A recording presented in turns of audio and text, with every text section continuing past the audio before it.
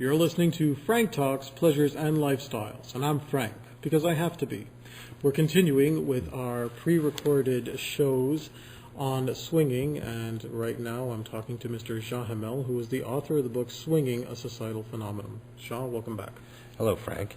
Okay, let's talk about your book now. Now, how long have you been wanting to write this book? What was the motivation to get a book written?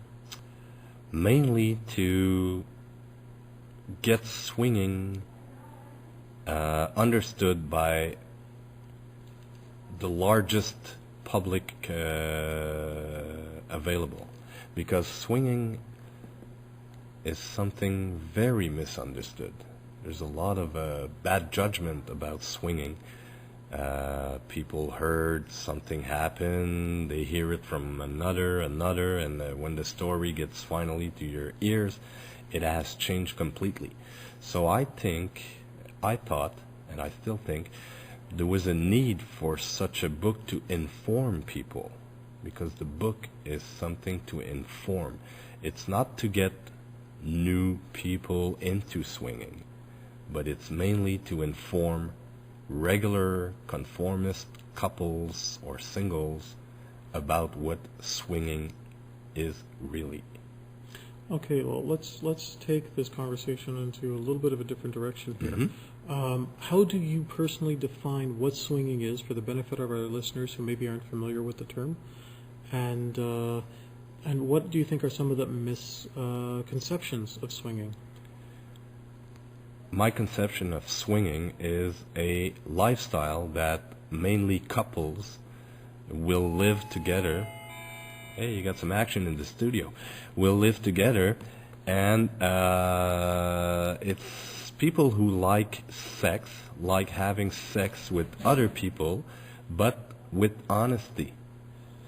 So they do it together, they meet people, they gather in places reserved for them, and they have honest sex in front of each other with other mates. There's no love involved in that. It's only sexual. Now, what are some of the misconceptions of swinging that you were hoping that your book will come back? Oh, everybody thinks it's only orgies. Everybody thinks that if you go into a swing club, you'll have to make love with the first one that's going to be there, that you won't have the choice of your partners, that you won't have the choice even to have sex or not have sex that evening. There's so many things. People are so afraid about what could go into a swings place, but it's 99% out of the track. It's even more respectful in a swingers club that it could be in any kind of discotheque I know, because in a swing club everybody's so respectful. We don't allow drunk people. There's no drugs. There's nobody drinks more than 2 or 3 glasses of wine or 2 or 3 bottles of beer per night, and you have to see it from your own eyes, Frank, in order to really get the pulse of a swingers club. Now, in your book, there is a section in there that talks about how to approach another couple in a swing club. And I believe you've also covered this in seminars that you used to give in the past and that you still give now. Yeah, we've been giving seminars for about 5 years now. It's about once a month in different swing clubs in Montreal. And the book has a whole chapter about that, how to approach new people. I know we don't have time to explain everything, but roughly there's about 3 ways to do it. The conventional way, you approach somebody in a swing club, you talk about what could be the rest of the evening, and you try to bring those people at your house or in a motel, which I think is the hardest way to do it myself, and I explained that very good in the book. And the 2 other ways are with the same people. Let's take the same people. You found them in a swing club, you talk with them, and you ask them to go in the group sex room to later on have sex with them.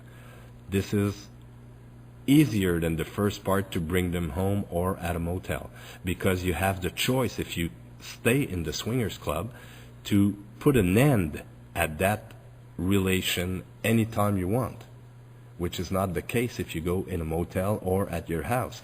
You're going to feel a lot of pressure to, excuse me for the expression, but finish the job, even if you don't like your partners. At the swing clubs, if you don't like your partners, or if you take notice that something is not as you like it to be, you just stop it. That's it. And the third and easiest way, still if you're in a swingers club, is to go by yourself as a couple or a single guy in the group sex room and get involved with people you don't even know right in that group sex room. That gives you a lot of liberty, but still, talking with you in a studio like this for your auditors, that's very hard to understand. They will have to be witness from their own eyes of what I'm trying to say right now. But the book that I wrote tried to explain that phenomenon a little bit deeper than what I can do in a few minutes here. Frank Talks is sponsored in part by Everything Out of Her Mouth is a Test, a man's guide to the emotional needs of women. Ladies, do you want the man in your life to understand you on your level? Do you want your man to be able to listen to you and address all of your emotional needs? Show him how much you really want your relationship to be the best it can be. Everything Out of Her Mouth is a Test makes a perfect gift. The book, written by a man, for men, is endorsed by every woman that reads it. This book is a guide for men to understand exactly what a woman means when she speaks. Is that worth changing your life forever? Buy this book at franktalks.com now.